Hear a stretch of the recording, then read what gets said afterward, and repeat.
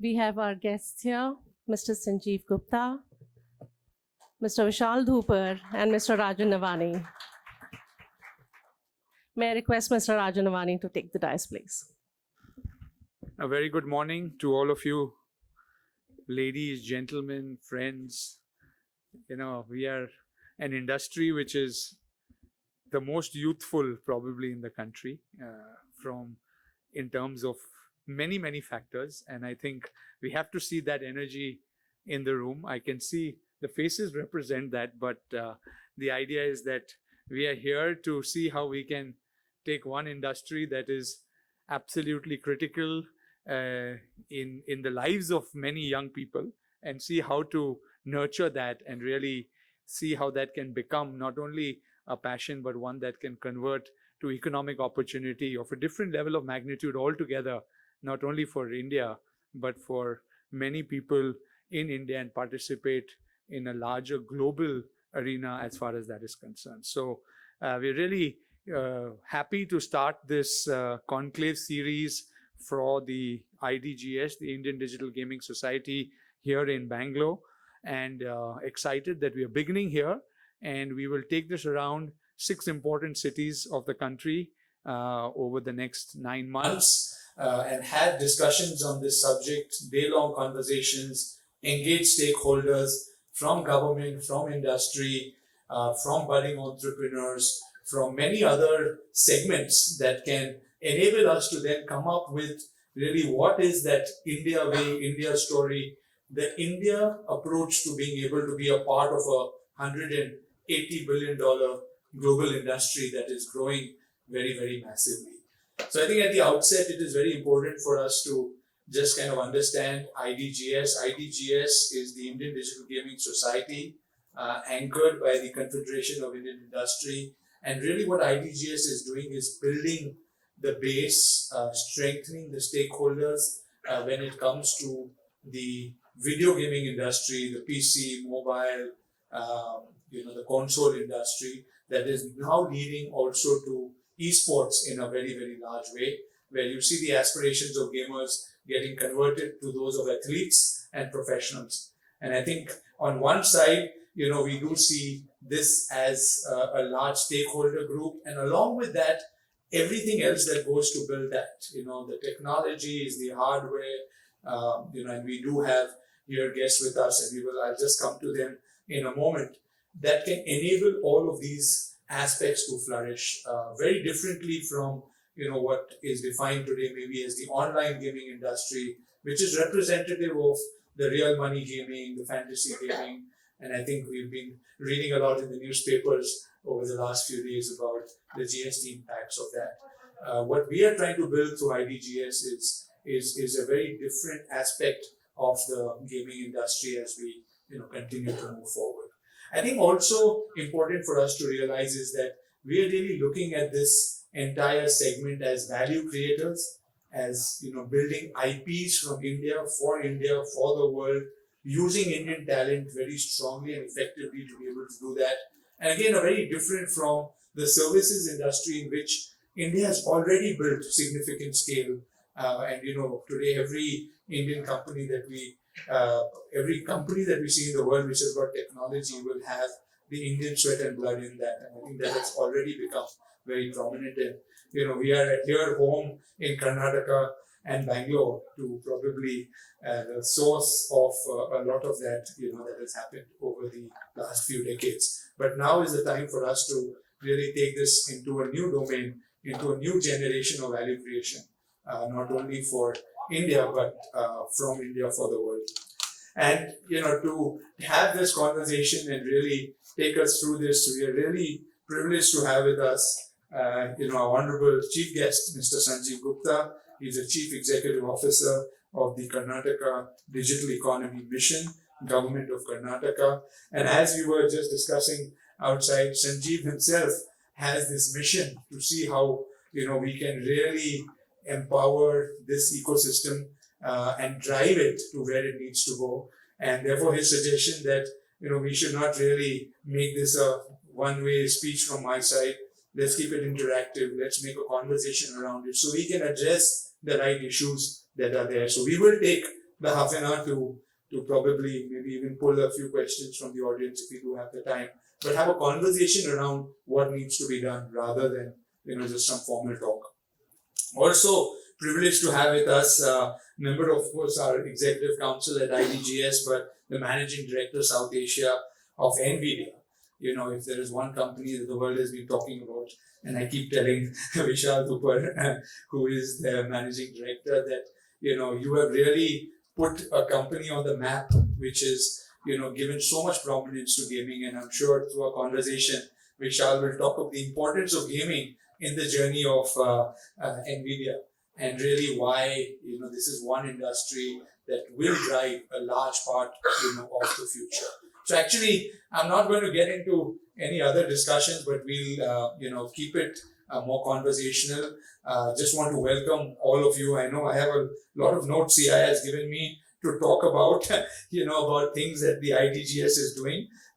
We will share enough paperwork with you for you to be able to understand the importance of the society, how we play a role in advocacy, how do we look at promoting the right skills and entrepreneurship energy around the gaming sector, how do we look at fostering collaboration between industry and government, and really create awareness about responsible gaming practices. I think that is something that is very important, as we build a new era of gaming in India. Really, how do industry stakeholders really take ownership and responsibility for building an environment that will not only grow, but grow on the right foundational building blocks and sustain over a longer period. So with that, a very warm welcome to all of you, and thank you for being here. And I'm going to invite Vishal first to share a few of his comments, then Sanjeev to talk a little bit about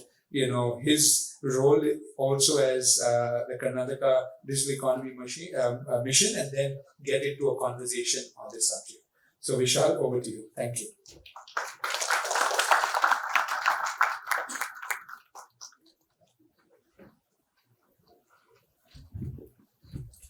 So let me borrow something which I'm really excited nowadays when I travel, especially with Indigo. And they always say, gentlemen and ladies, boys and girls. Actually, the boys and girls really captures the essence of India. You all are so young, and we're talking about the future of gaming in India. And I'm going to talk to you about the moment is now. And for doing that, at the cost of making it little purged conversation so that we can allow you to talk, I'm just going to show you a little snippet. The snippet is about what is happening at this moment, and hopefully that actually allows your senses to talk about what you would like to do. So it's more inspirational, and I'll quickly cover that up. So if my colleague can just help me to roll out this video, let's pay attention to this one.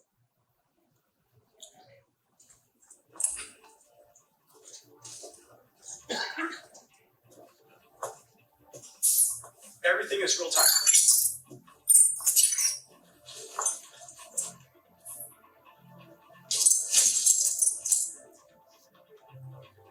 Hey Jim, how are you? Unfortunately, not so good. How come? I'm worried about the crime around here. It's gotten bad lately. My ramen shop got caught in the crossfire. Can I help? If you want to do something about this, I have heard rumors that the powerful crime lord Kuman Aoki is causing all sorts of chaos in the city. He may be the root of this violence. I'll talk to him. Where can I find him? I have heard he hangs out in the underground fight clubs on the city's east side. Try there. Okay, I'll go. Careful, guy.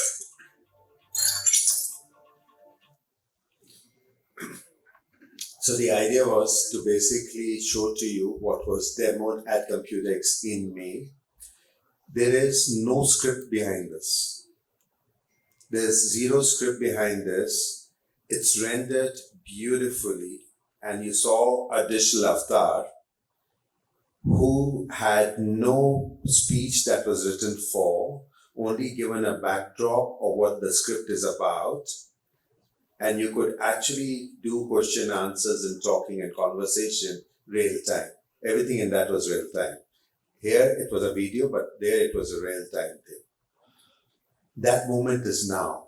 And that moment is what we are calling AI. And believe me, ladies and gentlemen, AI is not something that has been discovered today. It's been a pursuit of computer science for the last 60 to 70 years. And it's given us many things, but what it has given us today is our ability to talk to a digital agent in our language. Even if your grammar is bad, you can talk. And the agent understands it and can converse with you pretty intelligently. And you can basically now collaborate to add to your productivity. This is the future of gaming. Not only does AI help you to do conversations, AI also brings you to hyper real time. So not only is it going to be very realistic, but it's also going to be real time. And you saw that in that video. How does that happen? It happens because the AI is able to understand your speech, is able to convert the speech into text, text to speech, and more importantly, using the large language models, it can do conversational AI. It understands your understanding the context and everything else and talks to you. That's a digital avatar. Zen was the digital avatar. And more importantly, everything that you saw through the expressions is through audio facial expressions. And because of the audio facial expressions, you could also do the gestures, just like how I'm behaving right now. The thinking that's going in my mind, the words I'm speaking is my reaction. And each one of us reacts differently, and therefore each digital avatar will act very differently. Think this from a gaming perspective. Think about our nation, which has got so many languages, how the same content can be transcribed as if it was created for that language. Think about how real time will come. And you saw these beautiful pictures where the light is interacting with every object. The most difficult challenge with computer graphics is how do you manage light? You do approximation of light. You basically say, I'm looking at this part, let's forget and diffuse from there. What AI is saying is that if I can teach you how to render a pixel, I will render it even faster than you can think. So in that picture, for every 1 pixel, 7 pixels are rendered. That's what AI is doing for you. And that's why it's moving towards real time. Right? So there's a concept that we introduced at SIGGRAPH 6 years back called ray tracing, where you can follow the ray of the light as it interacts with multiple objects, how it reflects, how reflections come, how it works, and it reduces the time of rendering. You know that a single frame can take up to about 2 hours to render. Because of ray tracing, you could do it in seconds. Because of AI, you can do it in real time. Now combine these forces together and think about the opportunity that you all have, not only to enjoy the games in its full glory, because we believe that your digital experience has to be very close to your natural experience. But those of you who want to produce things can take these tools and these technologies and really make immersive games where people really enjoy to do it. And like Rajan said, those who don't want to play games, but you want to commentate, you want to basically tell the story around it, just like Harsh Bogle does in cricket. You can talk about it and make a lot of money. He said 180 billion for the gaming market, add another 100 billion to the content market. That suddenly becomes 280 billion. Now that 280 billion is our opportunity in India to make a difference. What Sanjeev prompted us is saying that, look, we can come, we can instill inspiration into you, give you ideas, but the best way to move forward is to talk. So I'm going to purge my conversation and allow you people to ask questions, and we can probably create it into a conversation. And hopefully that brings us to the next page of bringing a product from India, which actually is super good in the $280 billion market. Thank you, ladies and gentlemen, boys and girls. Thank you, Vishal. That was truly inspirational and futuristic, and I think that's really what the audience needs. And thank you for adding 100 billion dollars, not only to India, but to the world. But, India really being able to take a large share of that. And that's exactly the potential, ladies and gentlemen, boys and girls, as he rightly mentioned, for us to be thinking about. We have with us a leader, somebody who is driving the government policy on digital in the state of Karnataka, which is, the home of technology, at least as far as India is concerned. So over to you, Sanjeev, to share some of your thoughts before we get into a conversation.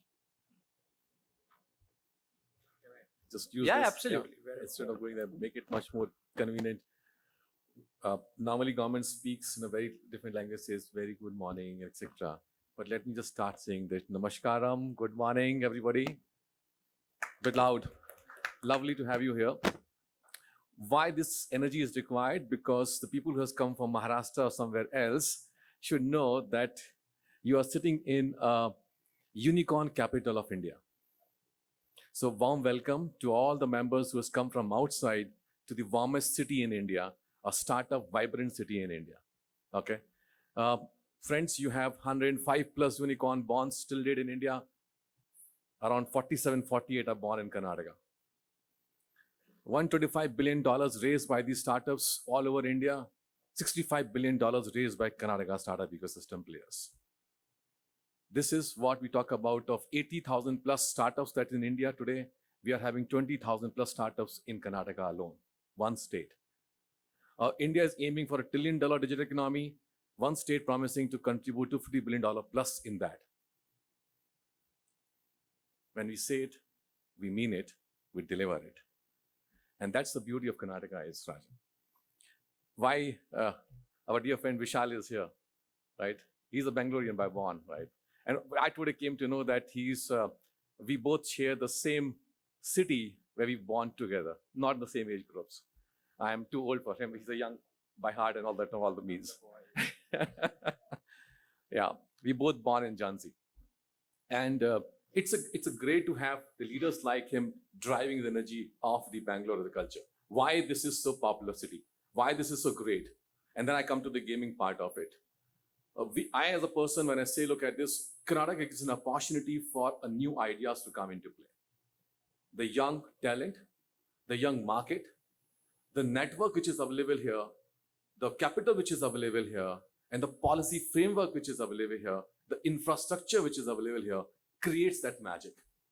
And then it is not just developed in last 4 or 5 years. It has been developed for last 70, 80 years before independence. So any state which wants to look at and say, can I do this quickly and can I also become what Karnataka is? Guys, jab tak aap wahan pahunchoge, tab tak hum kahin aur honge. So that's where we look at the things, right? Because this has been, lot has been done by the various players from the industry, the government, and the other stakeholders on this.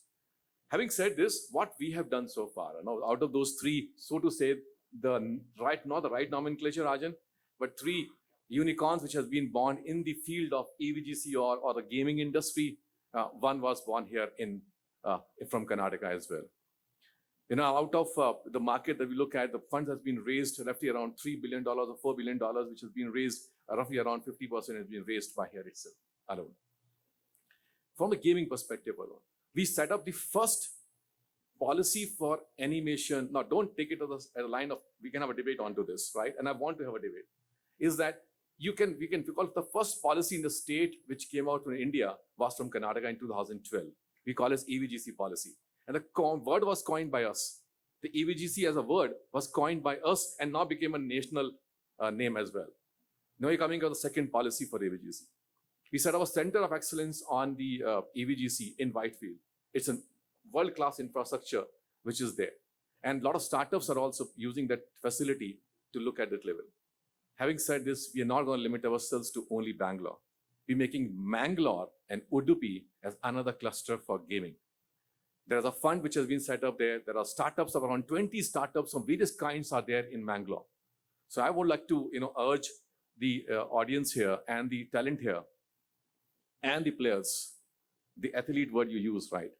And all of them to look at another destination in Karnataka that will be Mangalore. Just watch it out, right? So you remember though the gentleman who sold his company called RoboSoft, Mr. Rohit Bhatt? He is setting up his own gaming industry in there. And along with him, there are many others who has come along and put together a very solid base of startups, around 20 plus, who are contributing and developing products. But I think there's a nomenclature definition which requires an understanding. And I was enlightened today when I talked about let's not talk about those money-based online gaming systems. Let's not talk about it. Let's talk about certain products that can come out from Karnataka in India. And what are those products would be, where it can be come from. And the organizations like Nivedya and organizations like you also sitting in the audience here and contribute in developing those products. But we need to define this now. And then if this needs to grow up, what is an ecosystem required for us to put in place? And everybody has a role to play there, including the government, including industry, including the universities and talent suppliers organizations. Are we dealing with that? Are we actually putting together? Yes, partly I can say, Rajan, that we are putting an IP strategy and saying that if you have an IP, we give you all the funding for your IP restriction in the world and in India. Government of Karnataka gives that benefits to the industry. Fair point. But how to create an IP is something very problematic that we need to look at. Once you create IP, I can help you. But before that, there's something more needs to be done. So I would end up by just opening a remark saying that I think we require a discussion about creating products, creating an IP, going to the larger market in the world, and what Rajan was saying from India to the world. Can we do that? And for that, what is required? I have some thoughts, but I will just stop myself here and maybe ignite your minds to raise up some questions and say, how can we do collectively together? Thank you. Thank you. Thank you, Sanjeev. And here you can see, this is a friendly discussion between industry, government, gamers, budding entrepreneurs, talent pool. And really, that's the environment that we need at a country level. And thank you, Sanjeev, for, making that, such a comfortable conversation, for all of us here. And I think this is another culture that we can take nationally, given that, you said you started AVGC here, and at a time when, like you rightly said, when India's largest value proposition to the world was, how do we serve larger Western countries, Japan, other countries around the talent pool that is needed to create, animation and visual effects, etc., to a journey when we have 100 plus unicorns, where we are becoming the value drivers of the world, and I think the same transformation is what we probably need to see with gaming and esports. And that's where the discussion of, a services-led kind of an outcome for India is great, and it will continue to grow and scale. But a product and an IP-led outcome in gaming, which in a way absorbs, animation, visual effects, and others, will be very different, and I think that's I would think a small contextual conversation that we could probably, begin with. So maybe what I'll do is just maybe one question to you and to Vishal, and then, open it up. And I think to you, Sanjeev, really the question is around this ecosystem that we need to build, right? And as we discussed, it's different. There are examples, global examples, Silicon Valley, many others, where the risk is taken collectively by the ecosystem, the right entrepreneurs, like what you rightly said, achieve significant scale where you can dominate the world. What will it take for India, for us, for Karnataka to really trigger that, right? What will it take, and how can we all participate, in that journey? Yeah. Well, yes, we are not prepared for this conversation to one, so I'm making it a light conversation here. But I think you raise a very important point of an ecosystem to create those IPs and products. And for me, the ecosystem starts what? The one is, do we really understand that this is an area we need to focus upon? And when I say we, who is the we? The we is the people around us. For example, the government system understands that, yes, this is an important area for us to focus upon. So we need to educate a lot of people in the government across and say, this is an area for us, you to please understand, different than what is the online gaming system is. And then the animation, or the visual graphics, and etc. are components which adds to the development of this particular product. I think education is required to create an ecosystem to the government. The second one is education is also required to the consumers. The consumers are completely lost in terms of understanding. When they say gaming, they only know that, hi, casino is a game. is playing online games and stuff is a game, etc. But I think we need to differentiate that. For example, today when we talk about digital literacy, we are talking about a financial literacy as well. We've gone to that level. Now we are working with RBI to talk about how we can educate the consumers at the grassroots level, at panchayat level, to use their phone for financial transactions and financial literacy on that level, because that's a market for us. I need to address that part. Likewise, take an example, how do we educate our consumers in terms of making them understand that, look, what you're talking about is not that the gaming is, it's a very different one. Then the organizations which are like the supplier side, so your students, the entrepreneurs, the academic institutions, we need to do awareness. We need to go there and talk about it and give them an examples of what happened in erstwhile in, let's say, in Japan or in Hong Kong or in Silicon Valley. These were the things which were developed, and look at what the IP has been created and what they have done. And what you are talking about of the gaming definition is this, which is not what you're referring to. And then what is that skill required for them to come and participate into this particular product development or our development side? We need to come out with this programmatic approach. And that's where we require a stakeholder like academic institutions and all. Another ecosystem player is the great players like NVIDIA and others.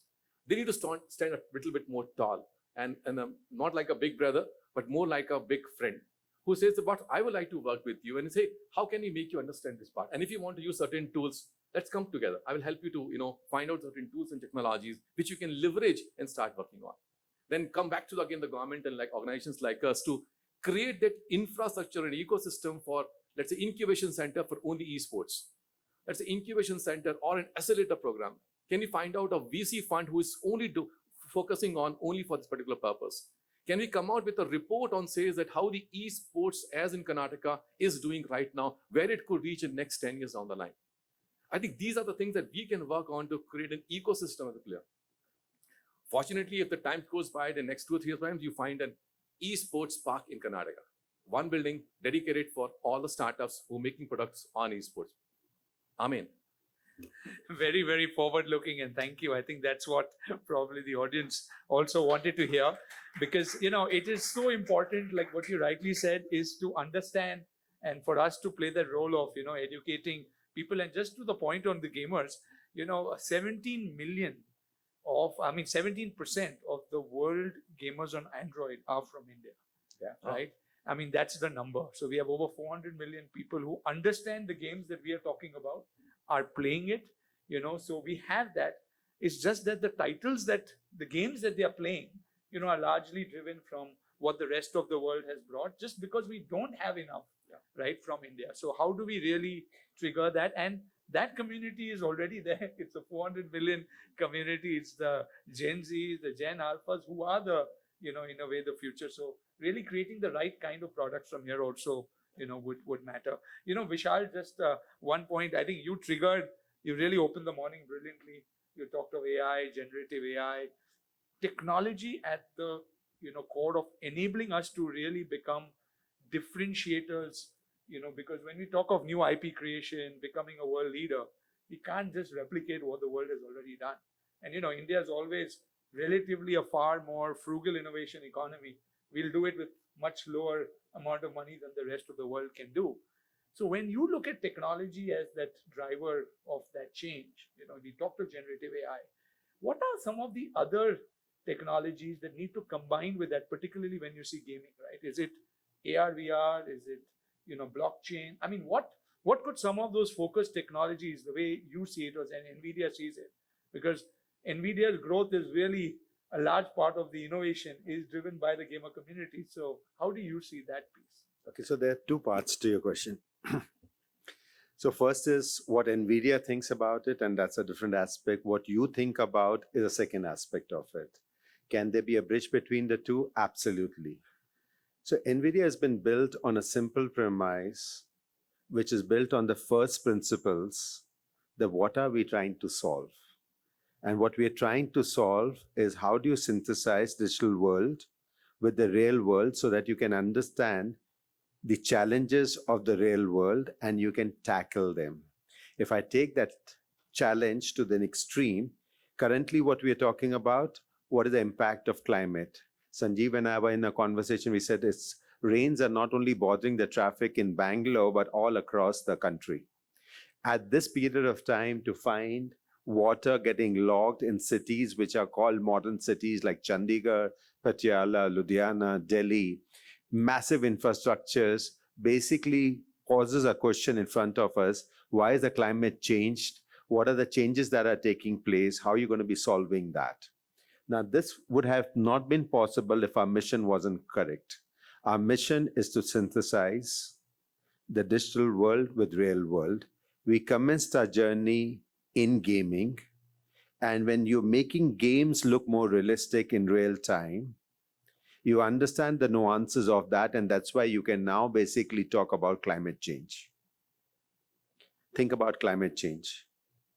You and I are not bothered about climate change because there's an impact of 0.5%, 1%. Maybe we say that, hey, climate change is happening because of other nations. Those nations are saying that, okay, if the problem is 40 years down the line, why am I bothered about it?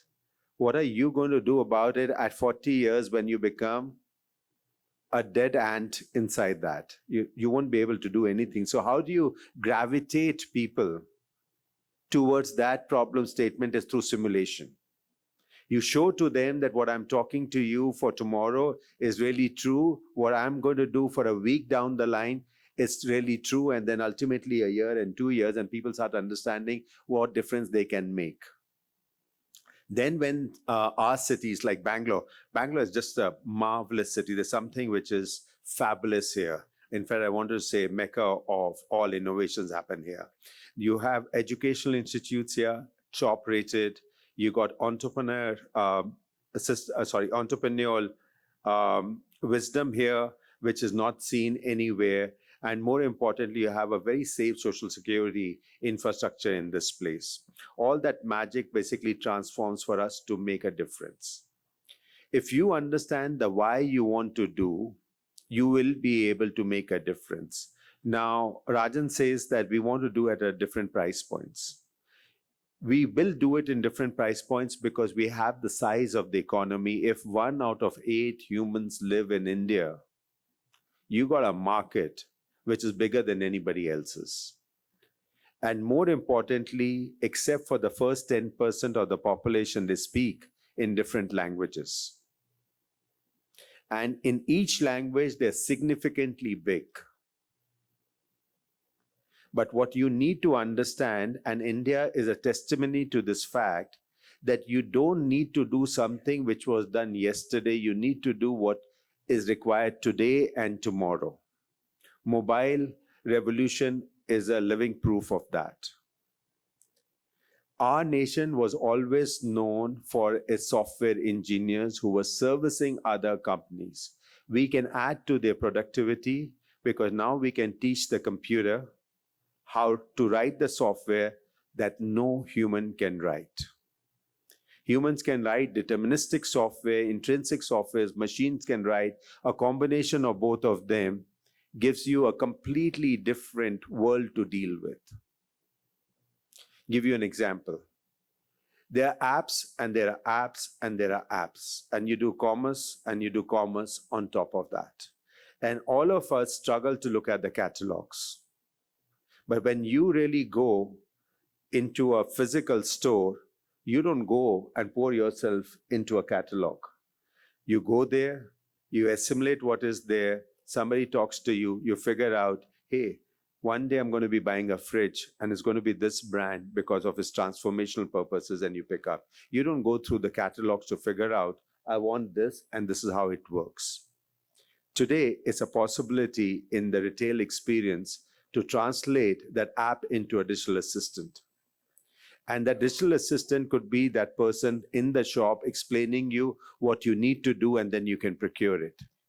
You can bring that same formulas into the gaming part of it and change the way. You can have games in local languages, each of them bigger.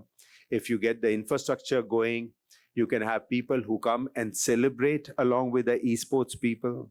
You can have audience. You can have commentators, you can be developing content, and we're seeing how big the content economy has become. When we started, Rajan, way back, we used to struggle. The people who you would influence, they had hardly any money even to do it. They just used to do it for the love of it. Probably some of these guys earn more money than anybody else because they can write now the content. So you got to decide where that why is. It has to be built on first principles. If your mission is clear, I think the opportunities are great. Karnataka is just a fabulous place to start. India is the mother of all opportunities. You just do India, you're by default global. Please. Thank you, Rajan. And Vishal, you made a point, but you instigate me to add on one thing. I don't know how much of you know this. A great example has been there that a metaverse is being used in the rural economy in Karnataka. And I give an example. How? So entire tractor purchase ecosystem is not physical now.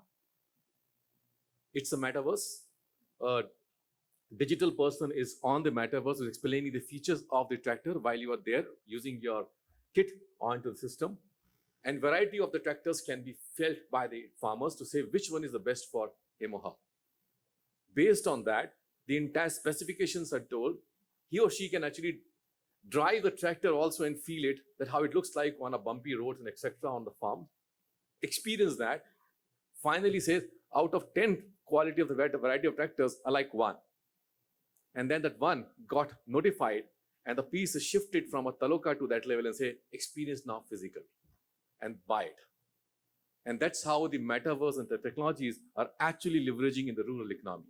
Gaming could be one. And I'll just add with this is, Rajan, you and I were talking about is all the elements of digital transformation happening from physical to digital. And I was just saying to you, the gaming is the only place where you make a digital to become physical as well.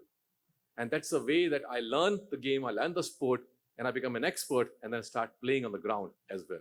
That's the one we get from digital to physical. No, absolutely. I think, you talked of a very different way for India to teach the world different things. We were talking of cricket and, how, at Jet Synthesis, we built a large base of digital cricket, and now America and other countries will learn how to play physical forms of cricket by first experiencing it on a digital game, right? I think there are so many advantages of how India can shape the future of the world when it comes to gaming. Even metaverse, who better than a game developer to build a virtual world? Or even to what Vishal was talking of, integrating two worlds. If we can bring the right technology, we already have the talent.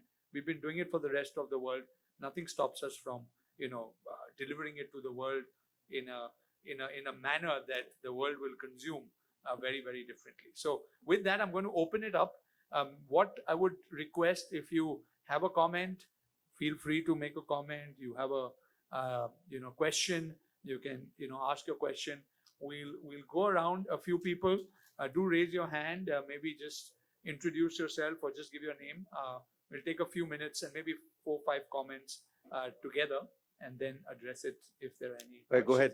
We can. Yeah, please go ahead. Yeah, no, there will be. They'll bring. This has not only been insightful, to me it is very comforting as an entrepreneur that we are not alone in this journey, right? We have people from the government, NVIDIA is there, plus IDGS, right? My question is specifically this, right? Now, I come from a company called FX Get Active. Me and Balaji, my co-founder, right? We are into VR fitness, virtual reality fitness development into metaverse, right? And we are focused on the Gen Z. So we do a fitness app, mixed martial arts fitness app for Generation Z, right? The question is this, right? When I said that we are not alone in this journey, right? Today morning, it was a reckoning for me to know that there are so many other people, right, whom I can participate with. And this journey can be a partnership, right? I'd like to know, how do we participate, right? We said stakeholders, the multiple stakeholders that are there. We are guys with the field, right? Sometimes we just feel lost, right? And we want to be there. And especially when we talk about, from India developing great products for the global scale, right? And the markets outside, as well as in India. We want to know, how do we do it, right? We have an idea of what we want to do, but this is the right path. We need guidance and we need partnership, right? Thank you. Sure. Thanks. We'll take about 4 or 5 comments and maybe then come back to some answers. Yeah, behind there. Right? Yeah. If you can just give them.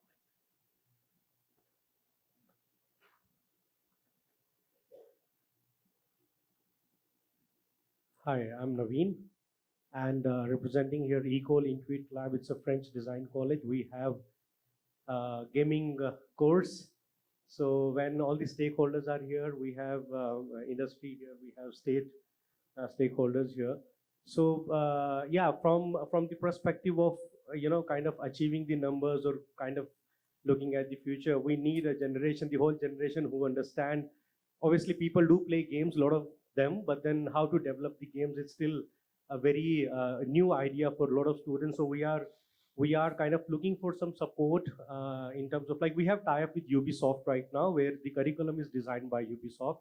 So definitely we would require more of support from the industry when it comes to state-of-the-art facilities to be used by the students when they are in internships, or probably they are launching their ideas. Number one. Number two, from the state government or from the stakeholders of the government, that there are certain norms for registration of the colleges or the courses with the universities. And when we go for the registration of a college, gaming college, kind of very specialized program, so the provisions are very general. It's like you're registering a university. You need a 5 acres of land or falana dhimkana, which is, I don't see any way sensible for a gaming kind of course or for a design course per se.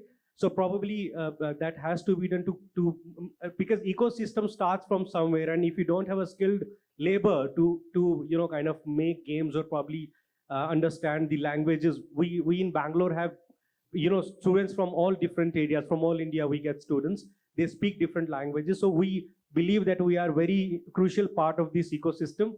But yes, I would request or put it in front of you that we need support from the industry, we need support from the stakeholders to make it easy for us to, and we have global expertise, no doubt. We come with a lot of experience. It's been 20 years we have been teaching this globally, different countries.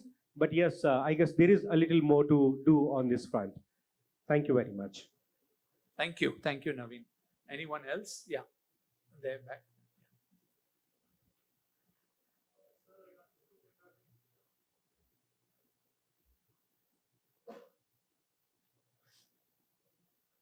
Yeah, I think if you're loud enough, you can. Yeah. Okay. This is regarding the audience awareness that you mentioned, because people in India, how the games are marketed here, it's based on real cash, real money, right? So we're talking about MPL, the casinos and all that. So not only people, but the celebrities or the influencers, we can say, they are also marketing these kind of games. And when we talk about gaming for good cause, and let's say just gamification for studies, but otherwise also, so how do you think that can play a big role, and how can we bring this up? Thank you. Yeah, up front here.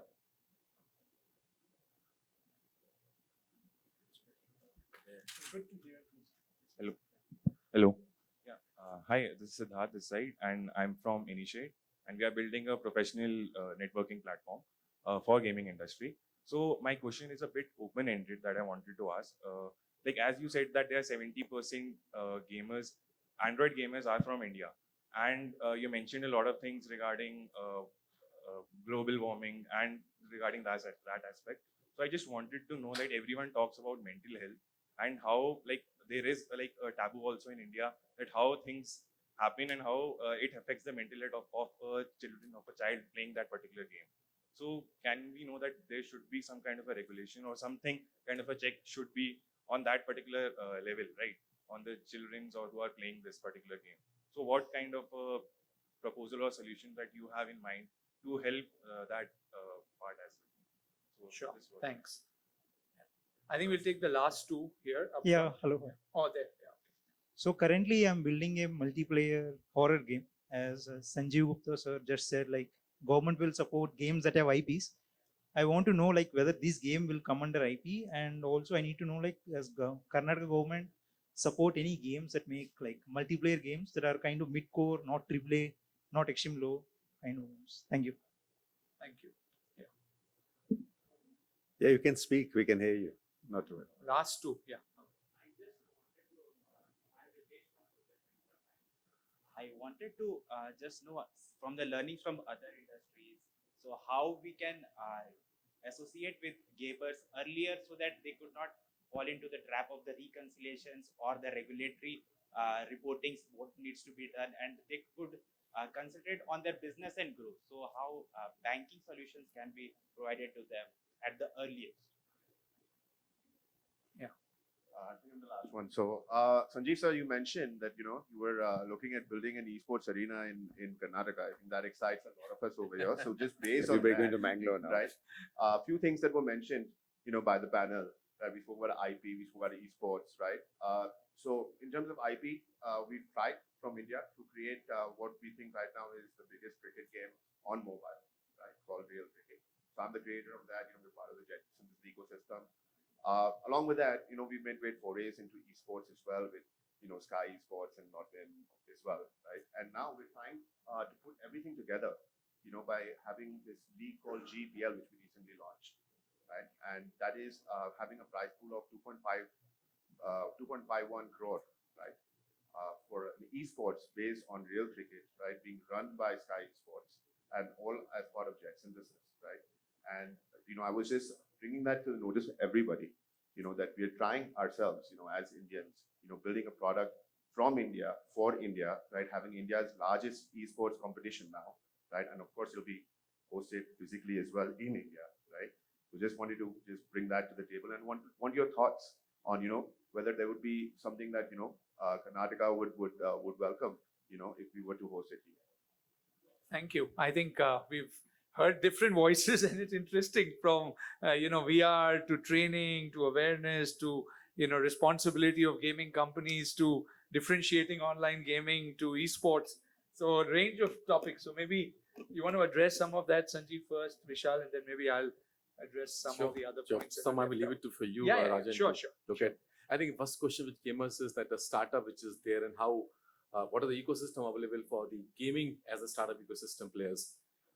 I would like to just let you know that from a digital economy mission, we are creating a lot of avenues for startups to come and join and leverage the network here. What is the network? Network of VCs, which is very important for you. Network of accelerators, the network of mentorship, and the networks with larger corporates which can help you to maybe a market access. And not the least is global market access as well. So these are 4 domains in which you can leverage the mission here to see if you want to avail it. And my colleagues here who can definitely connect with you, and you can put up your request there. So we can then figure it out as and when, let's say, a Japan delegation is coming from the VC network, we can invite few of you to come and interact with them and have an interaction with them. That's possible. So that's the first one. And the second one on the coach side, which you have made the program here. I don't know whether you've seen or not. We have recently launched called as Karnataka Skill Connect Portal. Now, what this does is that the organizations like yours can host your program here. So it's not an LMS. LMS is yours, right? But we became like a hub here that you can come here. Now, the candidates are enrolling onto this portal. It's a government portal. So candidates are enrolling. What do they say? What is their aspiration? Somebody says, I want to become an entrepreneur or a gamer, or I want to Java, or etc., etc. They assess their skills then and there and say, where the lacking is. And then this engine of AI says that these are 5 programs which you can enroll yourself and get it done. And then the certification, and then the jobs also are available on the portal. So my request is that you can connect with my colleagues here. Look at the chief, you can join the Karnataka Skill Connect portal, as a training partner onto this portal as well, and contribute the way you can, right? That's another one. The third one is I'll take you to Mangalore, right? So you'll come there, and if you want to, pick up some of the, industries to say, hey, I can serve you with your demands of 20, 50, 30, hundreds. This is what you can do for them. I'm happy to connect with that industry as well. Gaming for good governance, I will leave it to you to talk about it. I will not talk on that. Mental health also, I'll leave it to you to, give it. IP question was raised here. So when government of Karnataka, the policy says is that if you're having an IP registered from here in India, we give you the benefits of the registration fees and etc., which needs to be paid. So it is not whether the gaming will come into it. If you're an IP, which can be recognized by the regulator, absolutely fine. You will be eligible for that. But we can come back to you with more details, processes and etc. On that need. Shoot out an email to me or to my colleagues here. We'll answer your IP question. You talked about request for the games to get banking solutions. Rajan, the first public sector bank set up their startup branch was in Karnataka, Kuramangala. Then I have friends from Kotak Mahindra, then I have friends from Yes Bank, and etc. and SBI. Everybody is setting up a separate branch, focus branch only for startups. And that is what we're trying to put together. What we're asking them is just not a physical branch. Please come out with your products. A product which can help the startups. A product which is in general available for everybody doesn't mean for a startup. So you need to define a product of a banking system which is attracting the startups audiences as well. If you are having a startup product from yourself, a dear friend of Kotak Mahindra, I will be the first person to give you access to 400 startups, not only from Bangalore, outside Bangalore, which they are hungry to get those product line for you. I have networked with 400 plus. I'll give you all them to you. But then you need to be very specific in terms of what your product says for startup. It should not be like, okay, any company can avail my this credit or this facility, etc. That's nothing meaning for startup. Come out with a product line and I'm there with you. Last you talked about of the the infrastructure. I have a friend here, who is Mr. Puneet here from the scooter. If Mani Chance, if he's here, if he can raise your hand, right? If he's here somewhere. I'm asking him to see if he can set up some sort of an infrastructure, maybe in Mangalore or in Bangalore, where all of you can join hands to be one premises, which is esports and gaming facility. So there's a developer, there is here. Now what government can do? As an organization, what we can do is, if you occupy some of the spaces, can we reimburse some cost of yours? Can we give supports of various policy incentives and benefits under our policy which is there, and we can help you with that level. So if that three magics can work together, if IDGS can bring, let's say, 25 big companies and one, I will request Nivedha also to say, I will put up my 200 people team there. Okay, start with this. And then the startups. I think we can create a one important milestone in this conversation that we had today. Yeah, let me take a pause. Excellent. I think, thank you for addressing all. Vishal, what would you like to add? I can't add much more to what he's saying, but what I heard amongst you was a discovery of your needs from different angles. Somewhere there's a hesitancy to say, why are you doing what you are doing? And you're not coming out with the clarity of what your mission is. I think what Sanjeev has done for you, he's given you a lot of color that if you are clear on your mission, the opportunity is yours. You will connect with people. But the questions that I'm hearing is not really related with mission. Maybe you want to tell me outside on one-on-one basis, and you will be able to form companies that will deliver to you what you're thinking. I think right now you're just looking at it as an opportunity so that you can do a quick thing and who can basically mitigate this and that. Please don't do that. Spend all your time thinking on the first principles. What's your mission and how long do you want to sustain on that mission? You will find the answers. Almost given you the entire Wikipedia about opportunities that the government can help you with. So I don't see any reason why you shouldn't be doing it.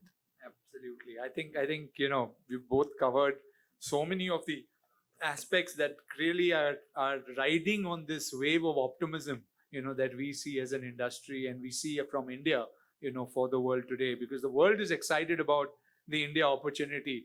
My question is, how excited are we and how much are we willing to do to really be able to capitalize on that? And I think that's really something we want to trigger in today's conversation, and hopefully we've been able to do that. But, I'll just address the 2 points, because if you look at gaming for good, and, someone mentioned that, today celebrities are driving, real money gaming and, different kinds of things, which maybe, as a society, different people feel differently. As a gaming body or a gaming society, what we can do is we can make choices, right? So IDGS, CII represents the video gaming industry, which is PC, console, mobile gaming. And of course, the esports angle of that, where you find, gamers who become sports person and earn large part of their livelihoods and the whole ecosystem that drives that, right? And we represent every facet of that, whether it's technology, game developer community, etc.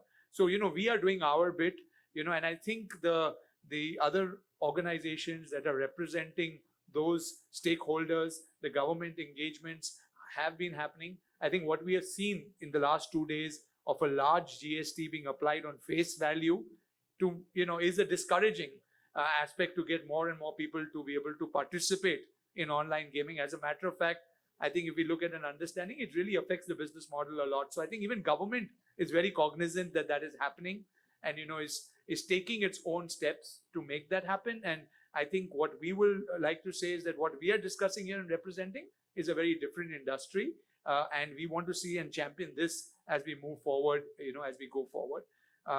To the point on mental health and responsible gaming, I think absolutely it's a very, very important piece. And therefore, even if you see, we talk the future of gaming, but in the same breath, we say gaming for good.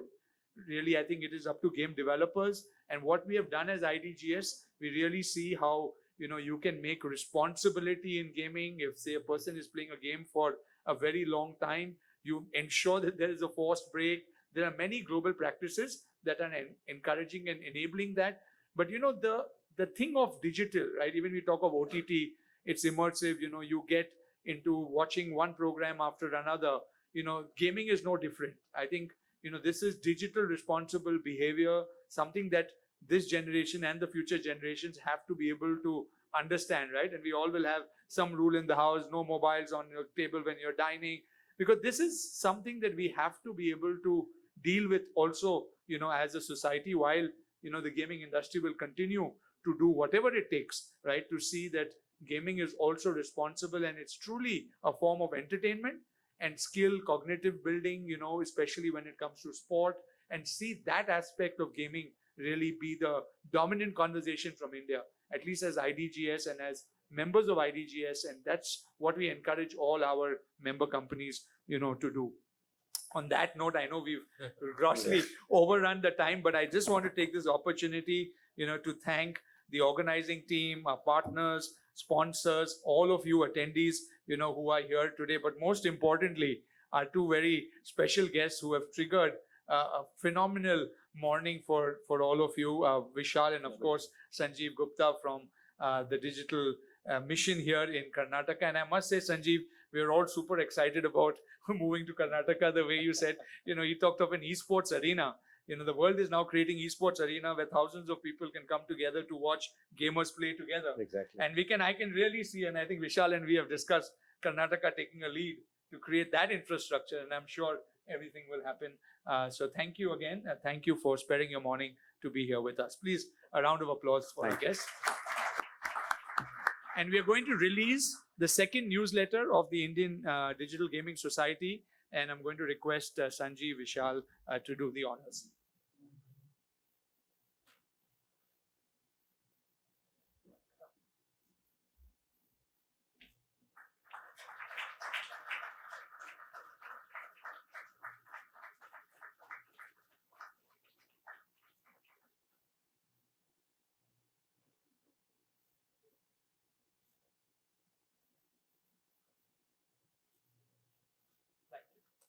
Thank you, everyone.